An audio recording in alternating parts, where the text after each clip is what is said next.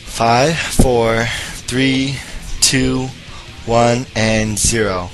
Hey folks, this is Prematch coming to you with the second commentary of the second game between Team eSTRO and Team HwaSeung Oz. And here we have two players, don't really know them. We have looking at Gosi, who is the blue toss, there he is, and he's representing Team eSTRO. And up in the top right we have a Terran player called Sea.bee. Never really seen him. I mean, this is Proleague pre-matches, so you can't imagine they're busting out the best players and trying to get some new players some experience. And again, we are on the 4-player map, brand new map, no real map statistics or statistics to be talking about yet. It's the map of Acro. Like I said, very brand new.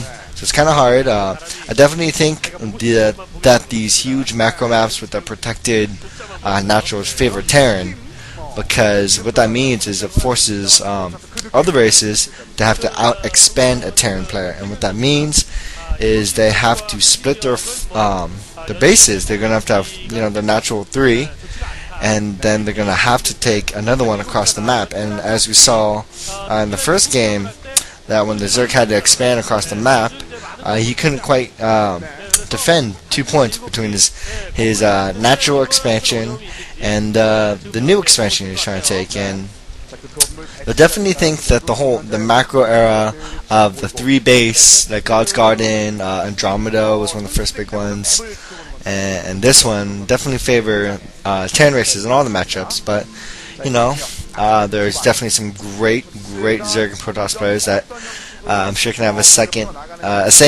to that. And yeah, let's get back to the game here. Looks like we have for Gosi, the blue toss, or the blue toss. He's setting up for an expansion, as also is Sea.bee.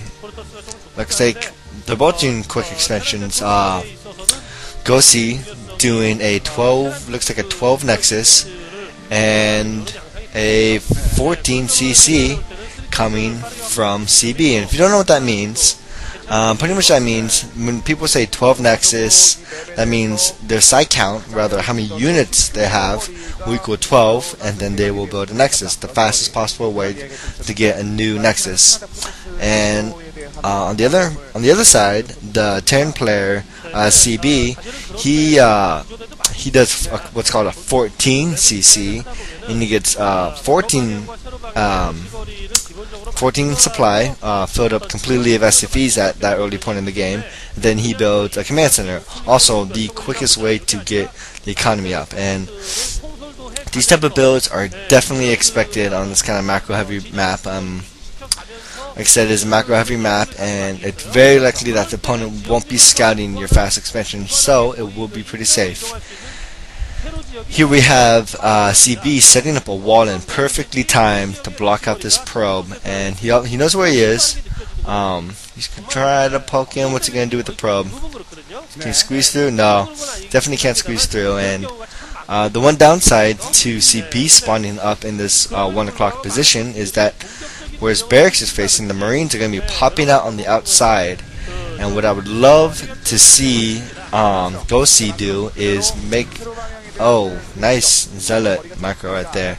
I would like to see him pop out really fast goon to try to abuse that little advantage he has of that wall being of the Marines having to spawn the southern part of the wall. Let's see if he does that. I don't know exactly, if that's a smart thing. He did get 2 gateways up after his expansion, so let's see if he's not upgrading range. He's going to go straight for, looks like a Citadel of a Dune. It's going to be some fast Dark Templar action.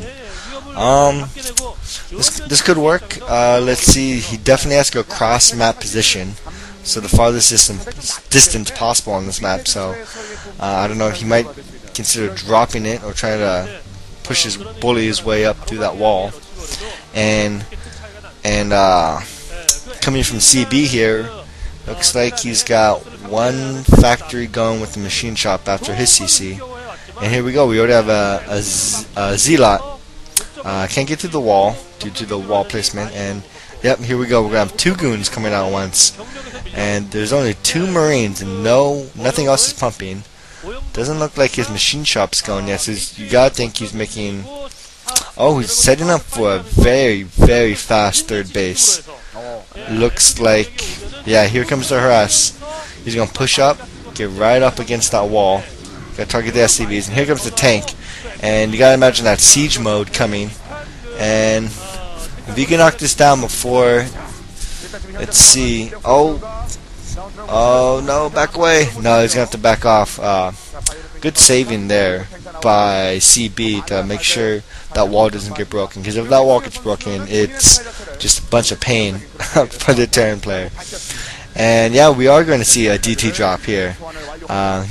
He had everything timed up. He's probably going to get probably 2 DTs, drop him in the back, see what he can do, and then move from there. And I think this might work. We'll see if Sea.bee can get his detection out yet. I can't imagine he has an academy, so we'll have to rely on engineering bay and turrets. And we have an observatory coming up. Yeah, there's the eBay, and there is the ComSat station. So he already has his academy down to get that ComSat station, but he's got 2 ComSats. All right, and looks like he's trying to hide that command center, so he doesn't think he's expanding. But gosi has to know that the command center is about to land, because why else would he be pushing out with the siege expand? So let's see if gosi's game sense, without actually maybe seeing the command center and feeling that he wants to push out. I think he should be expecting this 3rd command center, and he's gonna have to do damage with this drop here because he hasn't yet taken his 3rd base. So he's already gonna be at least 1 base behind. Protoss generally want to be 2 bases up, and as you can see, his Nexus did get scouted. But yeah, Protoss want to have 4 bases probably around this point. And Sea.bee, he sees this coming. He knows something's in that shuttle. And let's see. Oh, he's got a siege tank in position. And if he can get that turret down, yeah, pick him up. There, that's a good call. Drop it on top of that siege tank. And let's see if he can do any more damage. No, it looks like yes. Oh, he got 1 tank and a turret. Definitely not a good trade. I think he lost that shuttle too. So not a good trade-off for gosi. Definitely think this securely puts Sea.bee into the lead as he gets his 3rd base up. He is getting his eBay picked off, which isn't a huge deal. I mean, he's gonna have there's that siege tank coming in, and he's gonna save the eBay. No. Not too big of a deal. I mean, they're going to get more turrets for about 20 seconds, but he doesn't really need the upgrades for the bio. And here we have the Arbiter Tribunal coming up, and let's see if this can work out for him.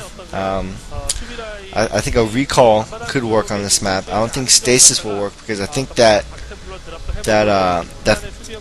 forward expansion can just be too protected, and this is what he can do to catch back in the game for gosi. He can double expand, take another base, and see if he can hold it off, because that will put him in around equal bases. And it's good he took it real fast, because there's no need to have some of the units out, because he knows the Terran is playing quite defensively right now. He saw, I think, those factories just being plopped down. He knows he wanted to set the expansion and pump his econ. So he knows he was a little safe and had a window of time to get that.